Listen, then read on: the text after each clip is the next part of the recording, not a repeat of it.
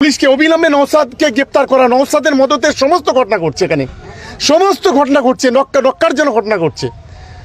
দাদা নওশাদ বারবারই তো ভাঙড়ে এসে দাবি করেন কলম তুলে দেবে, তার আজকে এই যে খুন, আপনি এর আগে আপনারা জানেন তিনটে যেদিন ভোট গণনা হয়েছিল সেদিন এই নওশাদের মদতে সেদিন তিনটে আইএসএফ এর ছেলে খুন হয়েছিল পুলিশের সঙ্গে গুলির লড়াইতে।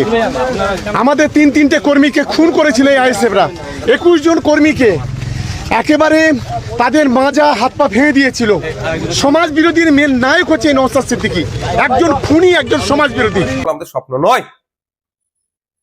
শওকত মোল্লা সাহেবের পাস্ট হিস্ট্রি যদি আমরা দেখি, এই কাছে তিনি সিদ্ধহস্ত, খুন খারাপি করিয়ে, মারামারি করিয়ে, গোষ্ঠীদ্বন্দ্ব করিয়ে অপরের দিকে, বিরোধীদের দিকে দাগিয়ে দেওয়া হয়, দাগিয়ে দিত।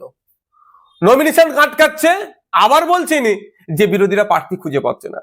এখন আমি বলছি এই যে খুনটা হয়েছে, শওকত মোল্লা সাহেবকে যদি সঠিকভাবে জিজ্ঞাসাবাদ করা হয়, এই খুনের অনেক রহস্য উন্মোচন হবে। এটা সম্পূর্ণরূপে আমি দায়িত্ব নিয়ে বলতে পারি, আমি দায়িত্ব নিয়ে বলছি, এটা গোষ্ঠীদ্বন্দ্বের শিকার হয়েছে। এবার কোন গোষ্ঠী করেছে আর কেন করেছে, কোন গোষ্ঠী করেছে এটা এই মুহূর্তে বলা সম্ভব নয়। কেন করেছে এটা আমি বলতে পারি, সেই দিনের শেষে ভাগ বাটোয়ারার লড়াই, এ বড় নেতা হয়ে যেতে পারে, সে ছোট নেতা হয়ে যেতে পারে, এই মর্মে একটি ছেলেকে খুন করা হলো। আমি ভাঙড়ের বিধায়ক হিসাবে রাজনীতির ঊর্ধ্বে গিয়ে বলছি, এই খুনের আমি চরম বিরোধিতা করছি। এর প্রতিহত হওয়া, এইটা প্রতিকার হওয়া দরকার।